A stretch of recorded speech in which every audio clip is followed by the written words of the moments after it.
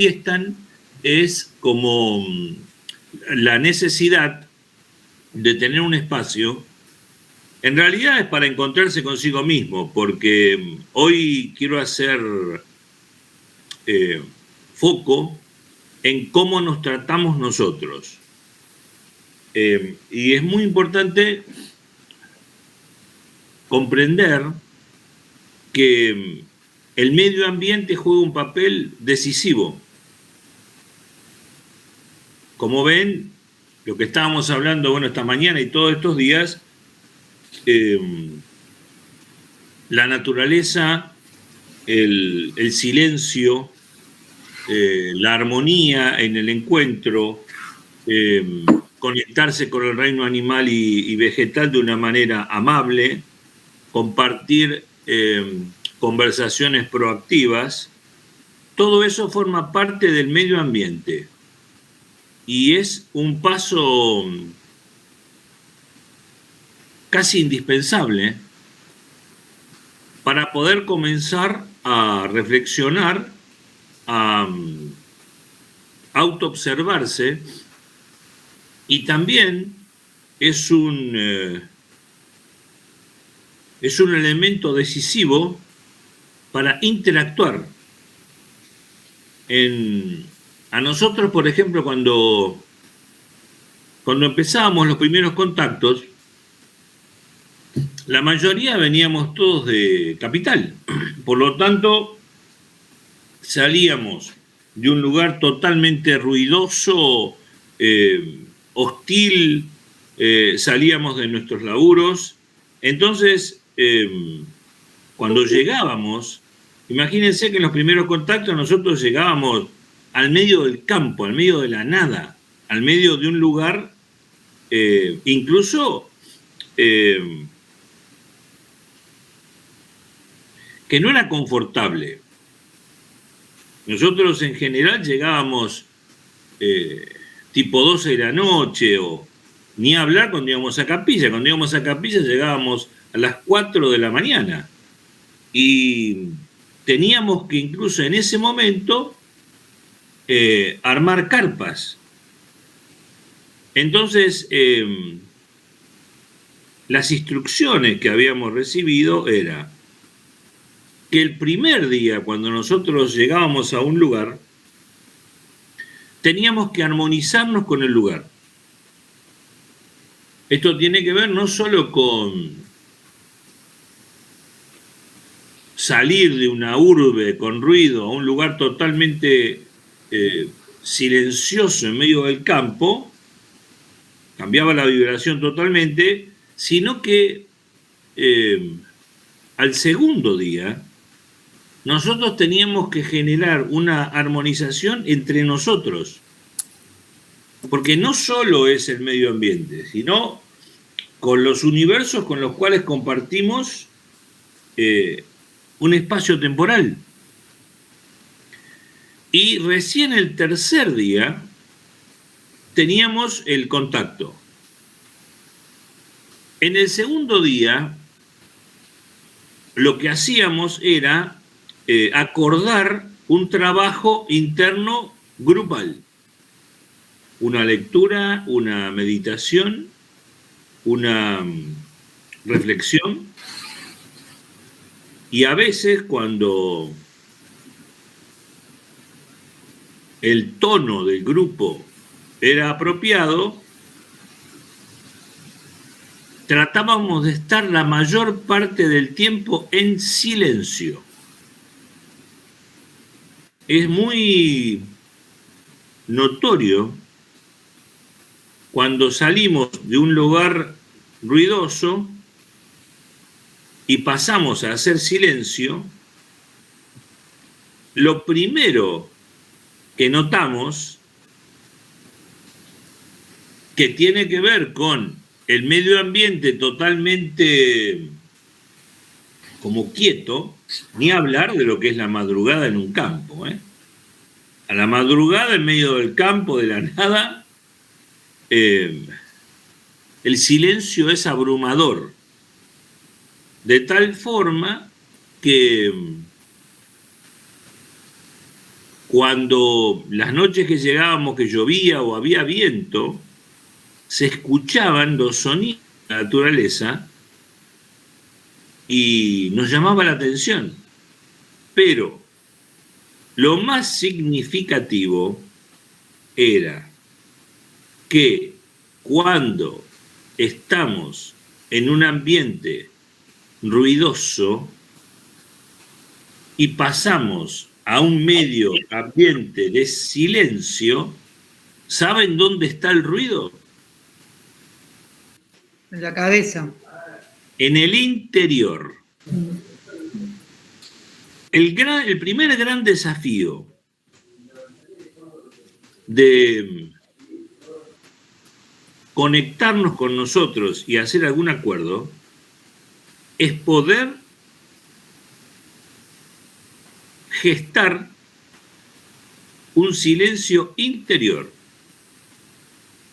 que cese el ruido interno. Incluso todos los maestros de meditación hacen una analogía de lo que es ese ruido mental con un monito que va saltando por todos lados, ¿no? En la cabeza. ¿Por qué? Porque es algo muy... A mí me llamaba la atención y hasta a veces me causaba gracia que estábamos todos, por ejemplo, en Capilla íbamos a un templo zen, ¿no? Donde no solo estábamos en absoluto silencio, sino que estábamos en una postura de loto, que es con la pierna, ¿viste? Y todo durito, y no nos podíamos mover. Pero claro, eso era lo que se veía en el afuera. Adentro es increíble la cantidad de pensamientos idiotas que te vienen. O sea, te acordás de cosas absolutamente intrascendentes, algo que te olvidaste de hacer o que tenés que comprar, es como que ese ruido mental es uno de los grandes desafíos para poder encontrarnos con nosotros en un espacio donde podamos escucharnos. Y esto está vinculado con algunos de los comentarios que incluso creo que lo hizo Sabrina cuando se criticaba de no poder cumplir sus propios objetivos que supuestamente le iban a redundar en un beneficio personal. Entonces, esto está vinculado con cómo me llevo conmigo. Como ven, en esta última clase, el tema de fondo es la llave que nos permitirá comenzar a establecer mejores vínculos con el otro, con lo que están en apariencia fuera de mí. Ahora bien, cuando Sabrina contaba y se trataba de esto, del otro, que es lo más común, todos comenzaron a suscribirse y a decir, sí, claro, a mí me pasa lo mismo y que esto tiene que ver con que no me llevo bien y que después Franco acotó que lo que más le costaba era disculparse, entenderse. Entonces, una pregunta es, ¿por qué creen que lo más difícil termina siendo lo que debiera ser nuestra primera prioridad? ¿Por qué? Porque si hay algo que queda claro, es que de la única persona que no podemos escaparnos es de nosotros, porque estamos siempre con nosotros. Aún desencarnando, seguimos estando con nosotros. ¿De dónde creen que viene esta permanente queja y reproche hacia nosotros mismos?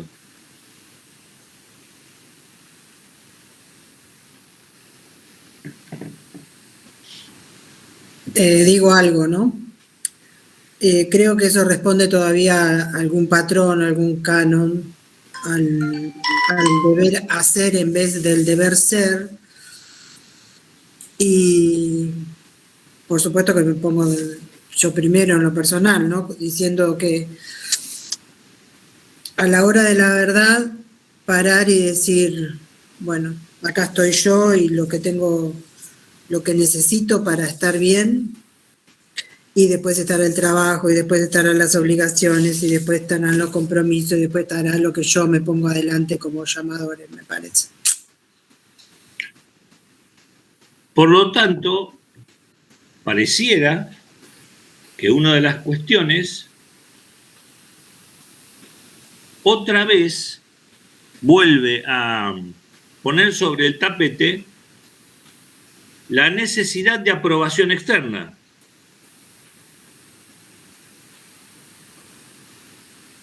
Sí. Sí, no sé si es una aprobación, Juan, pero por ejemplo, el cumplir con el trabajo, no sé si es para aprobación. Hoy está como medio desfasado todo eso, porque no es fácil conseguir trabajo y por ahí, viste, como que entra en la rueda la temporada, lo que hablamos siempre en estas ciudades balnearias también, que en este momento te lleva todo puesto. Entonces, de cualquier modo, considero obviamente que es un tema a trabajar, a seguir trabajando, ¿no? Pero, a ver, ¿y no será que justamente por eso es que cada vez tenemos más requerimiento de la afuera? Y seguramente, sí. Recuerden que desde lo aparente, el trabajo o lo que fuere, digamos, sea algo, una profesión o lo que sea,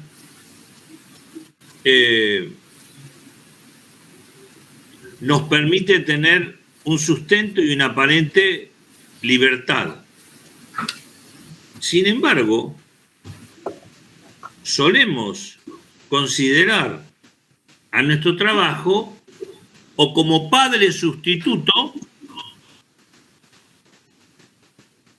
o en realidad transferimos nuestro valor, nuestra identidad en él o en una ocupación. Ojo que esto también puede estar vinculado hasta ser madre, ¿eh? No tiene que ver con el dinero, no tiene que ver con los recursos, tiene que ver con cómo me siento valioso, valiosa.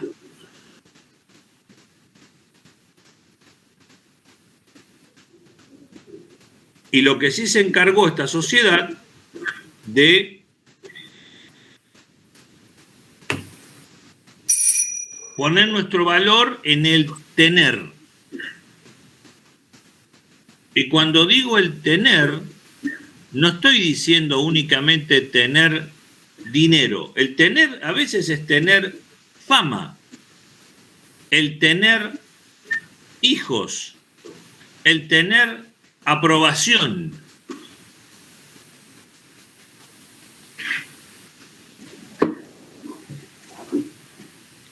Es decir, que nos llevamos a elegir entre el tener y el ser.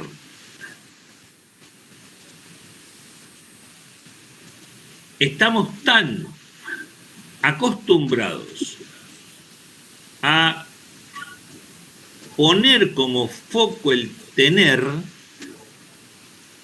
que no distinguimos la diferencia entre lo que es tener o hacer y lo que es el ser. ¿Alguien se animaría siente entre el tener, el hacer y el ser? Me encanta porque... No escuché la pregunta, Juan. Y lo voy a escuchar, a ver si algo les ha servido del curso. No escuché la pregunta, perdón. Se cortó justo. Sí. Si alguien se anima a distinguir lo que significa tener o hacer y lo que es el ser.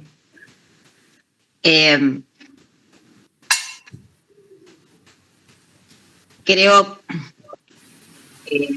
que tendría que ver con llevar a la acción lo que pienso, digo y hago.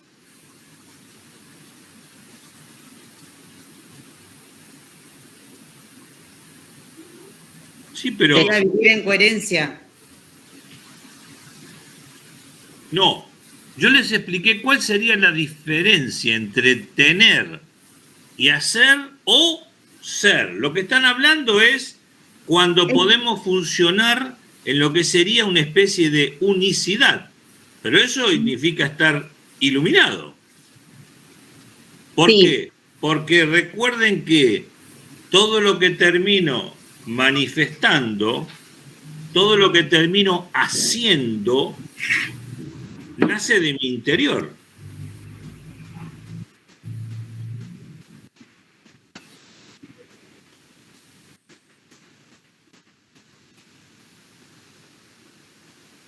Bien, Carolina. A ver.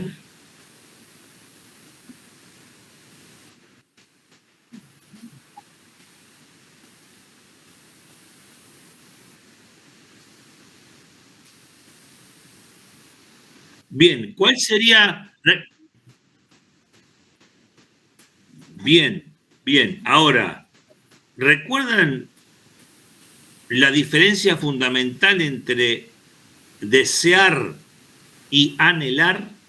Deseo, se desea lo que no, la carencia, lo que no se tiene. Bien, o sea que si deseamos lo que tenemos, estamos conectándonos con el miedo. También esto lo que genera es comprender que un deseo es absolutamente imposible de cumplirse.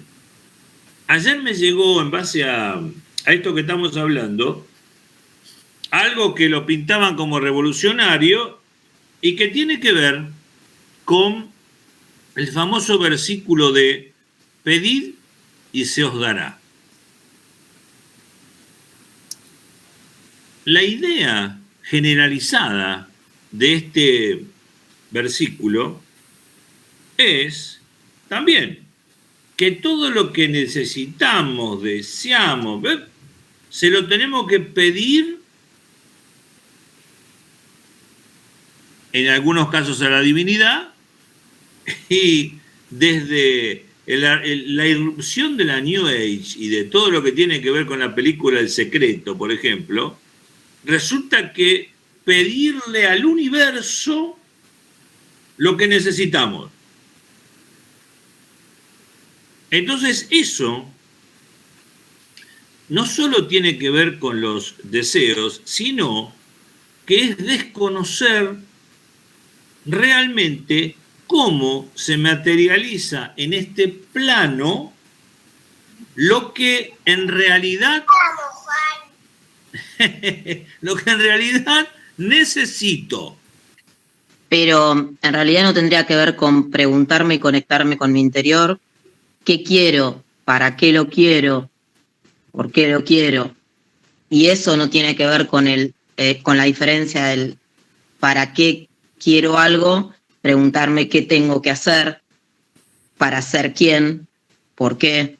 No tiene todo que ver con preguntarse uno mismo No, el para qué quiero. porque hasta que no sabes quién sos, el que pregunta es el ego. Que ese es el problema de la New Age, ese es el problema de este pensamiento mágico. El ego cree que tiene el poder de materializar en este plano lo que necesita. Y ese es un error fundamental, es crucial comprender que el ego no tiene potestad en este plano. Lo único que tiene el ego es voluntad. Sí, Juan, pero comenzar a preguntarse cosas a uno mismo no desde conseguir qué quiero un auto, una casa, no. ¿Qué quiero yo? ¿Para qué quiero? No importa. Vos podés, el ego se disfraza de alma. ¿Y sabés qué dice el ego? No, porque yo quiero cumplir mi propósito, quiero hacer un servicio. Es ego. ¿Sabés qué quiere? Reconocimiento. Quiere figurar. Por eso hablabas de la aprobación. Por supuesto. ¿O vos te pensás que los que están en los caminos espirituales tienen en claro lo que es el ser? Los espiritualistas, que yo los llamo espiritualosos, cada vez se parecen más a los políticos. Uh-huh. Comienzan a competir, a ver quién tiene más la verdad. A ver cuál es el método, a ver cuál es la técnica más adecuada para iluminarse. No, pelotudo, eso es ego. Hay un grave corrimiento de la identidad. Esto lo subrayo en el prólogo del libro que presentamos ya en la tercera edición. Juan, pero ¿cómo nos damos cuenta lo que quiere el ego y lo que necesita el ser? Bueno, ahí está la clave de lo que es el deseo y lo que es el anhelo. El ego desea. El ego desea acaparar, desea brillar, desea tener, desea ser feliz. ¿Por qué?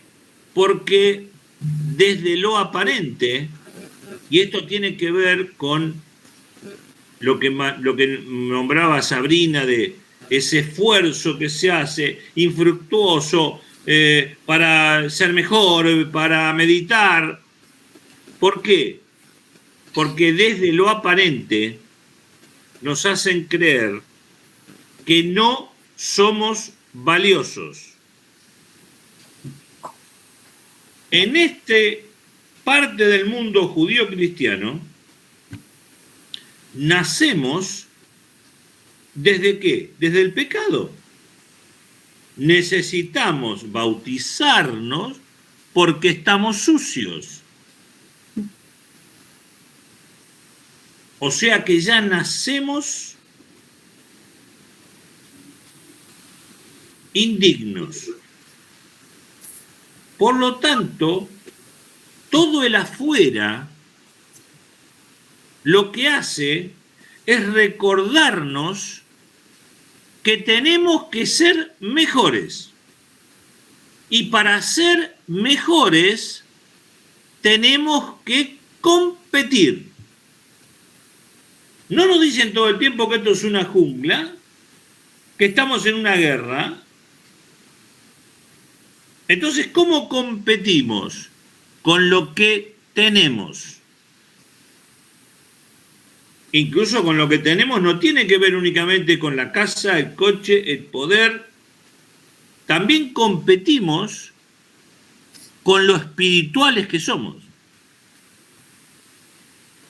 con toda la información que conocemos de la neurociencia, de la física cuántica, y no sabés el curso que estoy haciendo de vínculos, pero sí, en cada orgasmo, y une la luz y la oscuridad. Entonces creemos que por disponer de esa información, por tener esa información, hemos evolucionado. Yo creo que la intención de la evolución, hasta en estas personas que se vuelven espirituosas, por ahí en un inicio está, y lo que gana en ese proceso es el ego por ahí.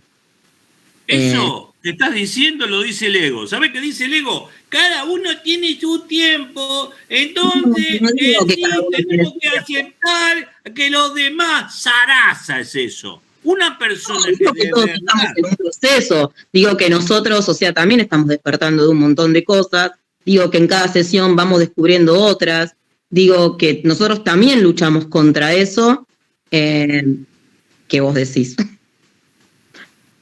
Empecé este encuentro diciendo que qué es lo más valioso cuando nos conectamos con la naturaleza y qué nos dijeron los hermanos cuando teníamos que conectarnos con vibraciones que estaban fuera de esta, una alta vibración. ¿Qué era lo que teníamos que hacer? Silencio. Exactamente.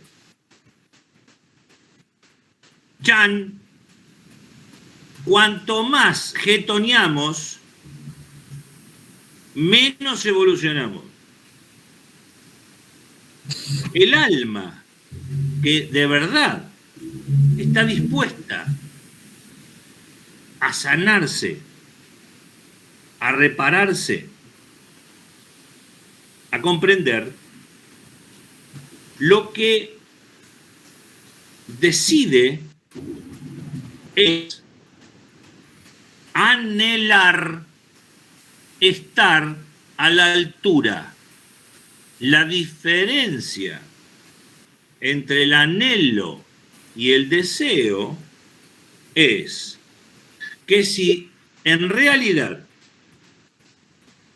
anhelo evolucionar, anhelo recordar mi nombre real, anhelo comprender mis lecciones pendientes, anhelo servir de la manera que pueda a un propósito mayor que tiene que ver con el salto cuántico, con mejorar la humanidad. Si de verdad anhelo eso, debo hacerme afín a lo que anhelo. El principio universal de correspondencia dice que lo afín atrae lo afín. Esto responde a tu pregunta, Loanita. ¿Cómo me doy cuenta si lo que estoy aspirando tiene que ver con lo egoico o con lo álmico, con el ser interior? Por los vínculos que generas.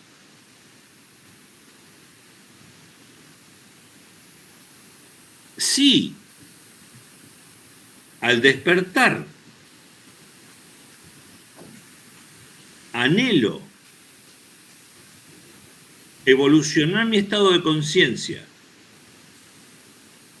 si en realidad estoy anhelando acordar como alma con mi personalidad, pero no para que los demás se den cuenta, no para que los demás me quieran, no para que los demás me aprueben, por la sola razón de ser mejor.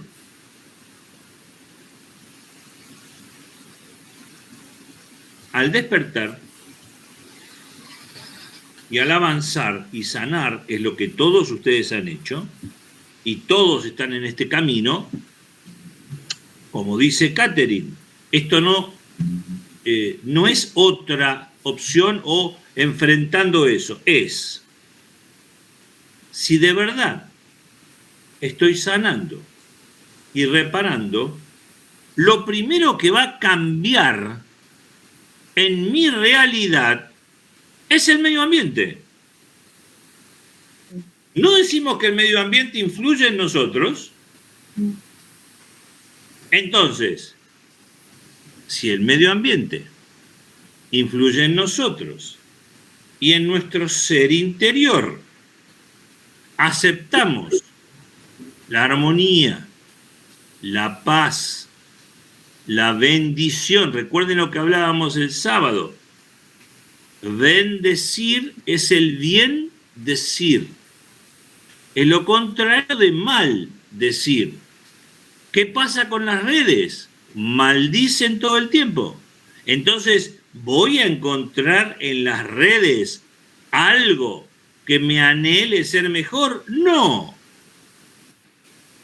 Las redes me van a llevar con palabras espiritualosas a competir, creyendo que diciendo cosas grandilocuentes o contando teorías de lo que fuere, eso me hace ser mejor. La única forma de ser mejor es comprender que del mismo modo que al principio el medio ambiente me lleva a mi interior para observarme, cuando transformo mi interior, eso va a modificar y transformar mi medio ambiente. Una de las cosas que nosotros capitalizábamos en los contactos, ¿qué era? ¿Qué nos decían los hermanos? Después de... Ustedes no se imaginan, yo en el libro algo digo esto, no tienen idea los quilombos que vivíamos en los días previos al contacto. Porque salían todas nuestras miserias, emergía toda nuestra sombra. Imagínense venir de semejante ruido a totalmente silencio. Es más, una de las sugerencias que casi era como un requisito era transformar la alimentación. Imagínense lo que era venir de la ciudad, de comer carne, de escuchar ruido, a estar en absoluto silencio, no comer carne, y a veces incluso nos proponían ayunar. Todo ese cambio de hábitos era simplemente para poder estar a la altura de la vibración de los seres que iban a conectarse con nosotros. Pero no porque ellos nos decían, ustedes tienen que ser mejores, tienen que ser más buenos, tienen que ser más espirituales. No, porque si nosotros no lográbamos meditar, hacer silencio, ayunar, cuando viene una nave que está vibrando a una velocidad muy superior a la luz, ¿sabe lo que le hace a un ser humano? ¿Se imaginan lo que pasa con un ser humano cuando una nave de altísima evolución se encuentra con alguien que termina de clavarse un asado? ¿Puede ser que como que corre riesgo de un paro cardíaco o algo así? Absolutamente. Se infarta y muere. ¿Por qué? Porque los hermanos son malos. Dicen, no, mirá, te clavaste un asado, Juancito. No, por un tema de vibración. Entonces, nosotros estamos todo en ese proceso para estar en la posibilidad de elevar nuestra frecuencia. Cuando volvíamos a nuestros medio ambientes cotidianos,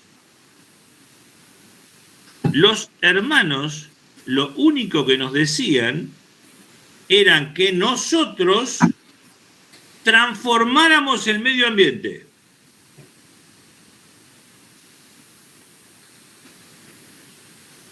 ¿Cómo?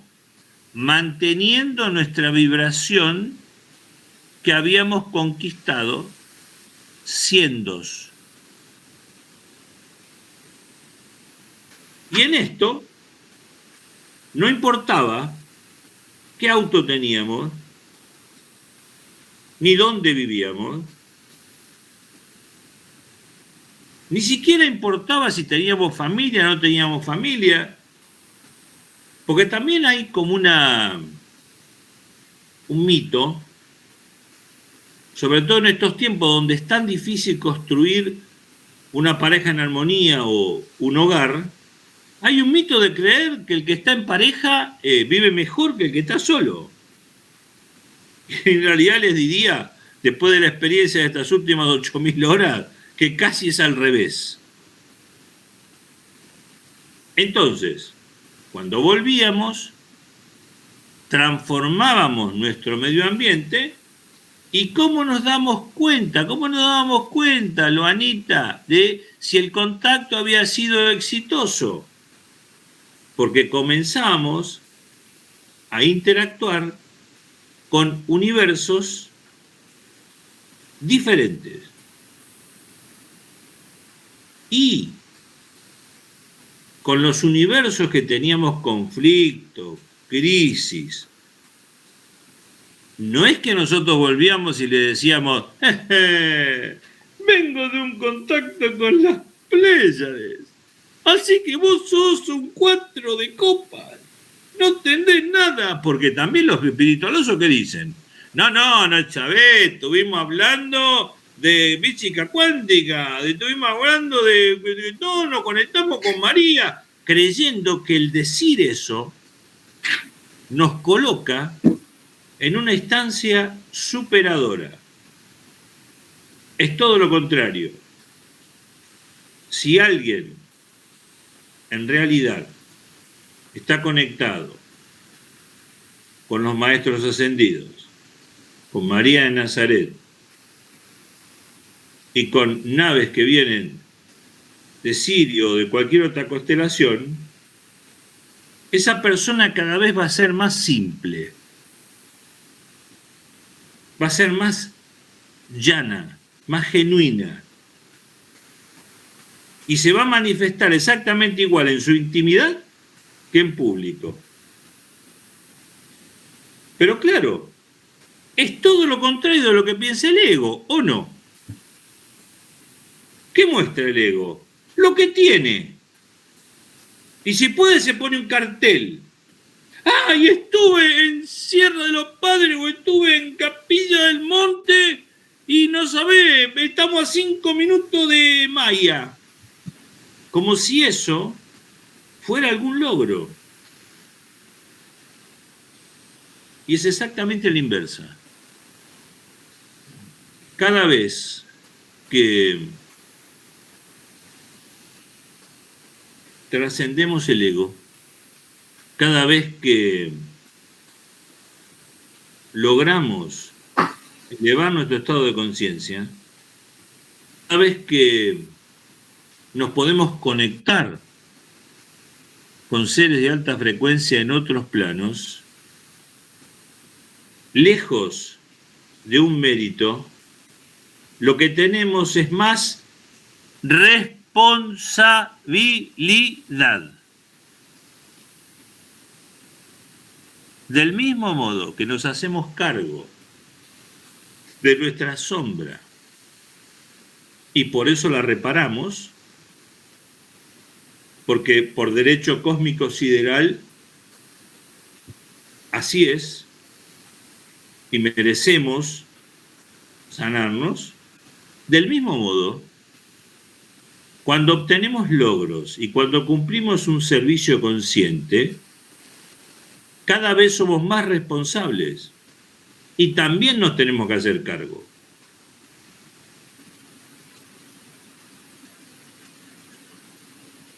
Por lo tanto... perdón. Dale, Elvanita. No, que me pasa puntualmente que intento interpretar esto que decís por ahí en mí misma y no sé, yo empecé a hacer la terapia con vos porque buscaba estar mejor y ahora no sé si eso es del ego o es del alma. No, es no como importa. que todavía no lo puedo distinguir. No, pero es muy simple.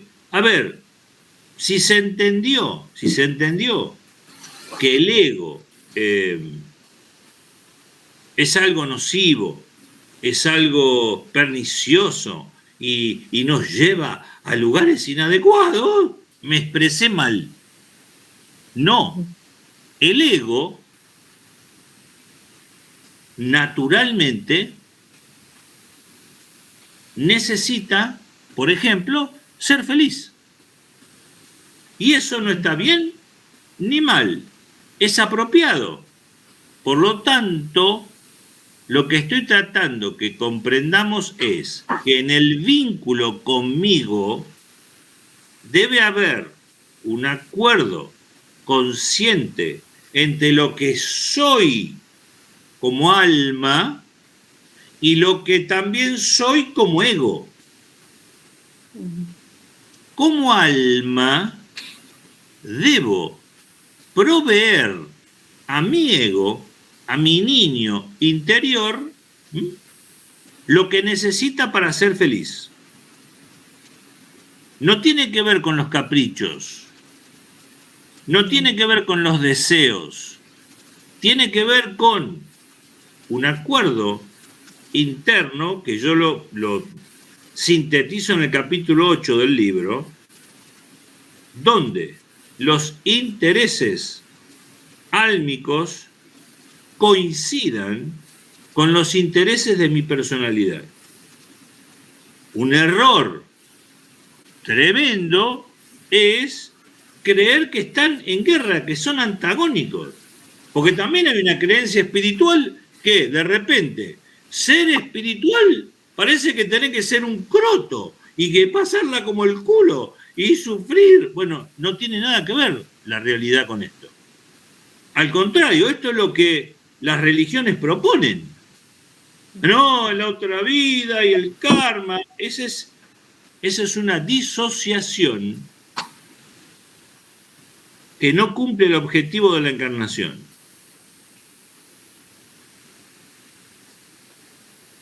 Por lo tanto, por eso se llama la guerra que solo gana la paz.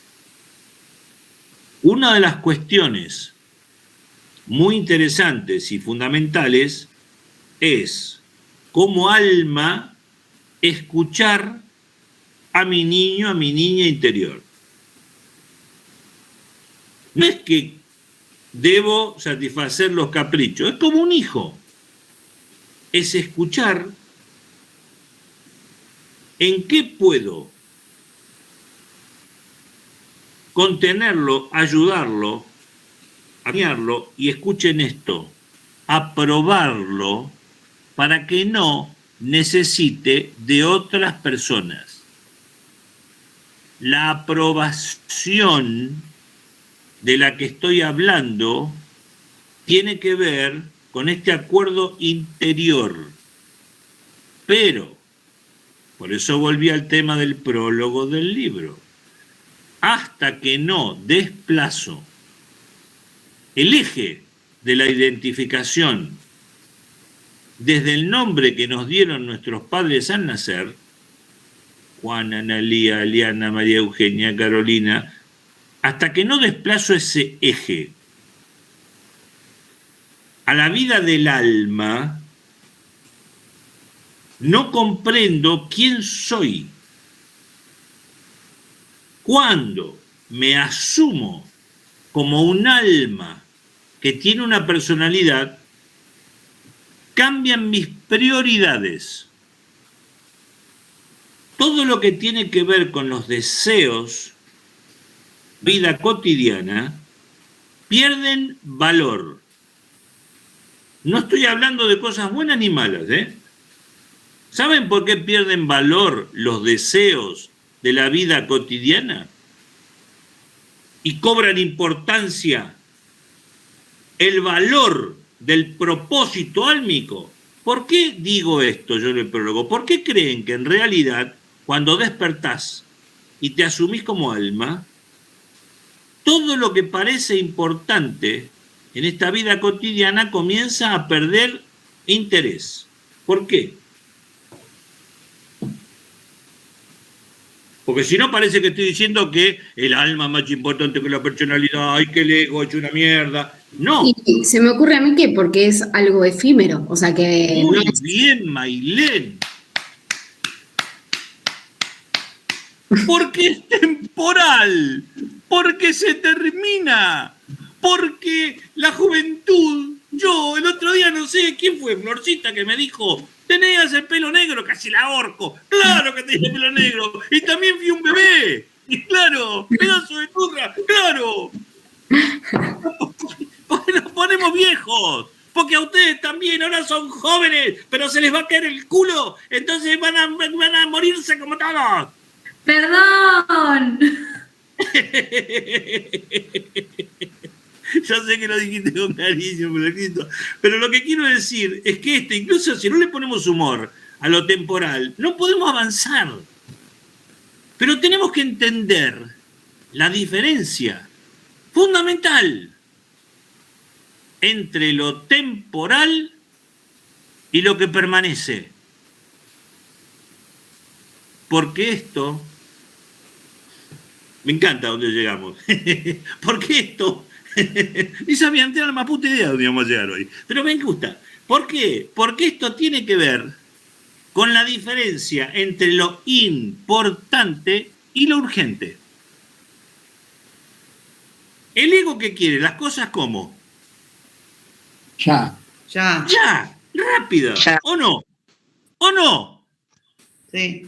Llame ya, ¿por qué creen que tiene éxito? Llame ya, ¿viste?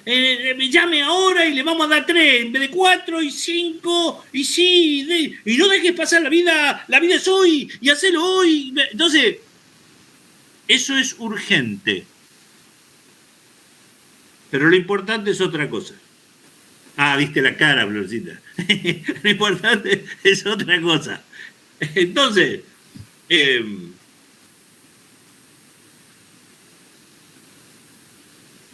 cada una, debiera buscar su forma de conquistar esta paz. Porque no es que algo valga más que otro, es comprender que somos una unidad y que es lícito querer ser feliz, claro. Si es lo que todos nuestros niños, nuestras niñas y TV quieren, ¿qué queremos? Queremos ser felices, queremos comida rica, queremos tener un lindo compañero, una compañera, queremos eso. Y la vida tiene la parte blanda de la vida, tiene esas cosas que son maravillosas. El sábado cuando compartíamos y nos reíamos y tomábamos mate, es tan simple como eso. Y eso es lo que nos anima a buscar ese acuerdo, a comprender, en definitiva, el sentido de la vida. Porque si no comprendo cuál es el sentido de la vida, como dice el Dalai Lama, voy a vivir como si nunca fuera a morir. Y me voy a morir como si nunca hubiese vivido. ¡Wow! Contundente, contundente. Aprovechen para hacer la última pregunta del curso.